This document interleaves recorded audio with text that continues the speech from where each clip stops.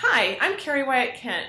Joining me today is author Vannetta Chapman, here to talk about her latest book, Material Witness. This Amish murder mystery is the third in her Shipshawana series. Welcome to Christian Fiction, Vannetta. Thank you. Glad to be here. Vannetta, tell us a little bit about Material Witness. It's a murder mystery, but would you define it as a cozy mystery? Absolutely, it is a cozy. You have clues for the reader throughout the story, and it's a clean read. So at the beginning of when you open the page, you find somebody who's a dead body on the property of Daisy's Quilt Shop, and then throughout the story, it's a matter of finding who is the guilty person and bringing them to justice. Exactly, and it's set in the Amish community of Shipshawana, Indiana. It also has a definite romantic element in the relationship between Callie and Shane. Tell us a little bit about that. Yes, it does. I had a lot of reader email wanting Callie to settle down and choose a man. So in book 3, she does just that, and I'll let it to my readers to guess who it is. But there's 3 very good candidates for her in the town of Shipshawana, and then it's really a matter of finding out who God wants in her life with her. Excellent. Okay, so how would you describe this book and the series to somebody who hasn't read it before? Sure. The difference between book 1 and book 2 is this book, Material Witness, takes place during the fall festival. It's a very short time frame, so we find the body on Thursday night and we catch the killer on Monday. So I wanted to just pick up that pace a little bit. And it's also a story about story quilts, antique story quilts, which a lot of people are fascinated by. Some of the clues are within the quilts. I loved that aspect of this book. That was something I had never heard of before. Yeah, and it's a very controversial topic. No one knows if story quilts exist, but we think that they did for the Underground Railroad to free slaves up to the north. So no one knows if they exist? That means that there aren't any that are saved? Well, there are a lot of quilts that are saved, but the people who quilted them, we can't ask them, was this a clue? So it's just hard. Some people say, I asked the American Quilt Association, they said there's no proof of it, but of course a lot of people feel like that there are story quilts. Well, sure. Yeah, I love the way you wove that into the story. Now, you set it in Shipshawana during the annual fall festival. Tell us how you chose that location. My editor, Sue Brower, who's with Zondervan, chose Shipshawana. She's in Grand Rapids. Shipshawana isn't far from there. I was just last week.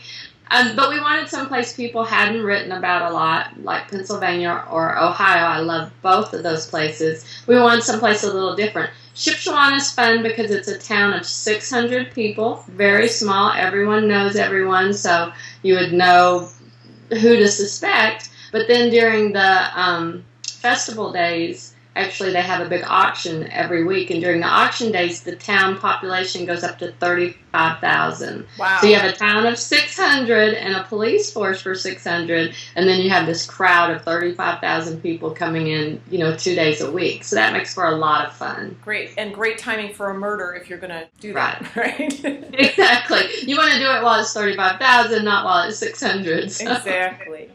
Well, another thing I noticed about this book is it has a lot of characters. In fact, I found the family trees that you included at the opening pages. Thank you for doing that. That really helped me as I was reading it. Yeah. But tell us about the main character, Callie Harper. Funny you mentioned that about a lot of characters. Your story starts out with a manageable number, and then with each book you bring in more people. So by book 3, it is a lot of people to remember. Plus, as we all know, Amish families have a lot of children, so that adds to the number of characters too. Callie is from Texas. I'm from Texas. I'm in Texas right now. And so I wanted someone that I really felt grounded in, that I could understand very well. She goes up to Shipshawana, inherits a quilt shop, and then she's learning about the Amish really at the same time that I learned about the Amish. So in some ways, we have a lot in common. She inherits the quilt shop, and then in book 1, first thing to happen is she stumbles on a dead body. She seems a little guilty because she'd had a fight with this person, and then through the rest of the story, we're finding out who really did it. Cool. Well, I found Callie to be very likable. She was kind, but she wasn't overly sweet, she wasn't perfect, but she was very authentic. Yeah, and that's one of my goals in these books is even the Amish, so often they're portrayed as completely perfect. No, they like as if they never have revenge or anger or, they have the same passions we have. They try to control them a little better.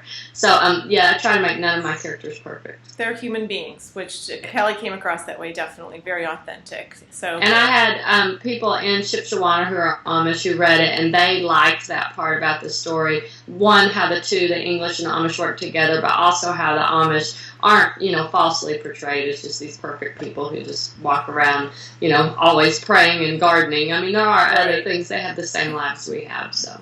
Exactly. Well, I think we'll talk more about Kelly and the other characters at our virtual book club next week. So Vannetta also has a wonderful website and blog where she often gives away books and great prizes. I think you've given away a quilt more than once, right? I have, and we're giving away one right now. So they can go to my Facebook page, click on that, and they'll be in the drawing. And it's from Shipshewana. It's from Lolly's Quilt Shop. And Lolly's is sort of the pattern for the shop that Callie inherits. So it's a lot of fun.